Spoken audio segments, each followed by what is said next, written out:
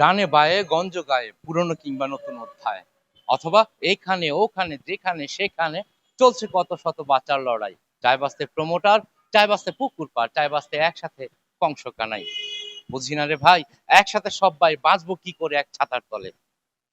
বিখ্যাত গায়কের এই গায়কিতে ফুটে ওঠে একটি ভালো নেতৃত্ব একটি দেশের জন্য কত বড় প্রয়োজন। কারণ একজন ভালো নেতা পারেন দেশের মানুষকে স্বস্তিতে রাখতে। দর্শক, কুরাইশ নিউজের পর্দায় আমাদের নিয়মিত আয়োজন জনমতে সবাইকে স্বাগতম। সাথে আছি আমি রফিকুল ইসলাম।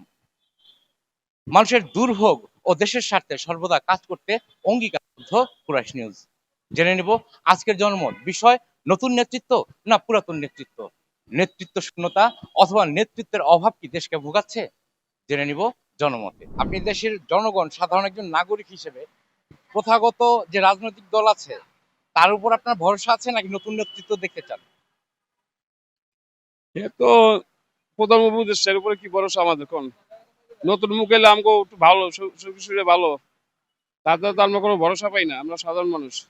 আসলে মূলত আমরা তো মধ্যবিত্তের, আমরা চাই একটা নিরপেক্ষ আর কি গভর্নমেন্ট, যার কাজ হবে জনগণকে সর্বপ্রকার সেবা দেওয়া, বিশেষত দ্রব্যমূল্য, তারপর শিক্ষা ব্যবস্থা, দুর্নীতি, আইনের শাসন, এগুলি একদম নির্দলীয় হোক। এটাই যে সরকারি আসুক তারা এটা করুক, এবং আগামী সরকারের কাছে এটাই কামনা। বাংলাদেশ জাতীয়তাবাদী দলের নেতৃত্ব চাই, বাংলাদেশ একটা দেশ নেত্রী খালেদা জিয়া তারেক রহমানের নেতৃত্বে বাংলাদেশ আধুনিক বাংলাদেশ চাই আমরা। নতুন নেতৃত্ব কোনোদিনও আসবে না বাংলাদেশে। ওই ঘুরে ফিরে বিএনপি আওয়ামী লীগ ছাড়া এরা ছাড়া কেউ আসবে না, নতুন করে রাজনীতি দল আসতে পারবে না শত চেষ্টা করলেও। কিন্তু যে ফান্ড পাইতে বসে ফান্ডে কাজ হবে না। ইনি সরকার যেভাবে দেশ চালাচ্ছে তো দেশ চলে না।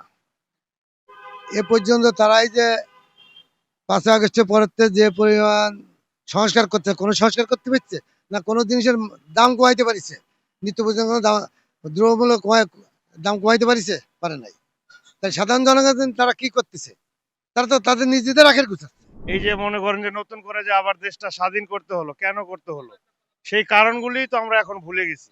কারণ এখন এই সরকার দিয়ে তো হবে না, আমাদের নতুন সরকার অবশ্যই দরকার। কারণ আমরা যার জন্য এত কিছু করলাম, যুদ্ধ করলাম, তো মনে করেন যে এইগুলা কিছুই তো ফলাফল আসতেছে না, ঘুরে ফিরে সেই আগের মতনই তো হয়ে যাচ্ছে। অবশ্যই নতুন দল আসার দরকার আছে, কারণ আমাদের যেহেতু একটা দল ছিল যার একজন নেত্রী আমাদের দেশ ছেড়ে চলে গেছেন, তো সেখানেও একটা শূন্যস্থান তৈরি হয়েছে। প্লাস পুরনো যে দলগুলি আছে তাদের কাছে আমাদের যে এক্সপেকটেশন ছিল তারা আসলে সেভাবে কখনোই ফুলফিল করতে পারে নাই।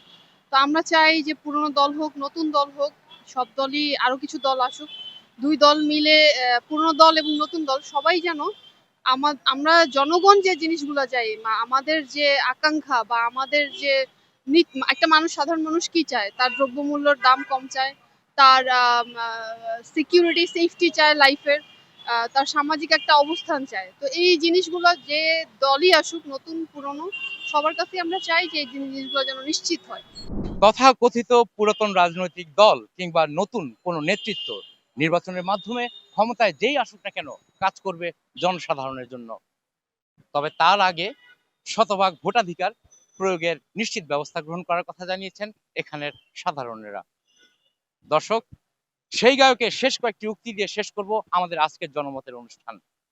কি হবে ধুনু জেলে, বই পুজো খেলা খেলে, ভালো ভালো ছেলে সেজে থেকে, অথবা বিপ্লবী কিংবা আতেল কবি উৎসবে আর্ট ফিল্ম দেখে, নেই কোনো শর্টকাট, খুঁজো না অজুহাত, লড়তে তোমায় হবে। দর্শক, আপনাদের যে কোনো দুর্ভোগ কিংবা অভিযোগ জানাতে পারেন আমাদেরকে 01533332865 নম্বরে। ভালো থাকুন, সুস্থ থাকুন, দেখতে থাকুন কুরাইশ নিউজ। বিদায় নিচ্ছি আমি রফিকুল ইসলাম।